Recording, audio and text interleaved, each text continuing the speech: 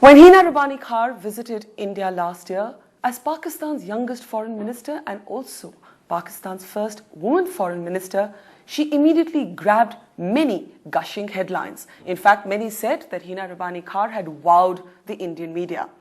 But now, beyond the rhetoric and the headlines, as India and Pakistan talk again, the question is how much progress has really been made in this equation? What are still the roadblocks and what are the obstacles? Cynics even say, are we just, in a sense, marking a date on a calendar by talking, or are things really improving? Here in Islamabad, in her office, is Pakistan's Foreign Minister, Hina Rabbani Khar. Nice talking to you here. You know, and you must have seen the media reaction to you when you visited last year in India. Were you surprised that so much of the media coverage focused on your personality, your gender, your age, even your clothes?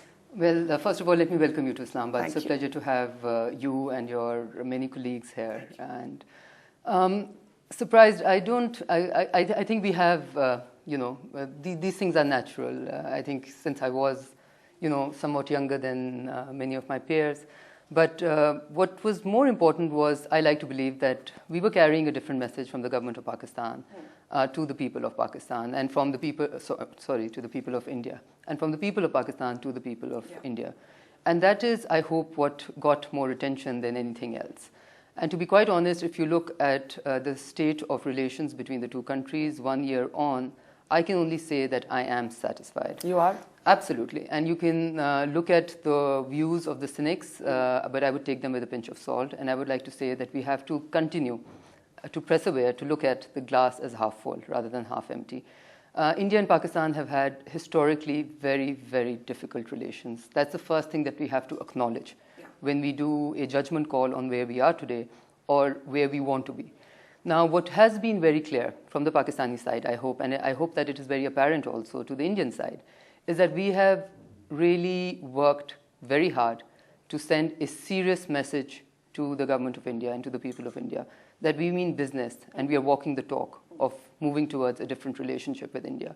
And I can tell you that in the last year, if you look at the atmospherics which were prevalent, in the last year or so, and compare them to what they are today, if you look at the interactions which have happened at the high level, the president's meeting with Prime Minister Manmohan Singh, both in New Delhi and then recently in Tehran, all of them have added momentum to move towards what is our eventual goal. And what is our eventual goal? Our eventual goal is, first of all, to sustain the ongoing dialogue process, to consolidate the ongoing dialogue process, and most importantly, to make this process a more productive one. Now, Barkha, we can't achieve everything overnight. And let's bear in mind the fact that with India and Pakistan, I thought the first requirement, when I arrived in New Delhi in July also, I think at that time really the goal was to be able to improve the environment and the atmospherics to the extent that we can seriously at least sit on the dialogue table, on the negotiating table, with not be burdened. I remember I used this phrase rather not be burdened by history, in a sense. Not be burdened by history, at the same time learn lessons from history.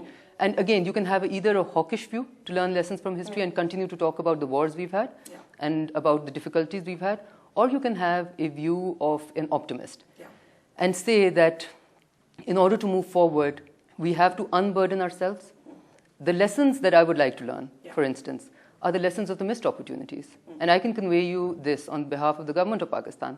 Pakistan has no intention, and Pakistan is very, very keen to not have another missed opportunity between the two countries. The missed opportunity towards a more peaceful, a more stable, a relationship which is based on trust. India's #1 news app just got even better.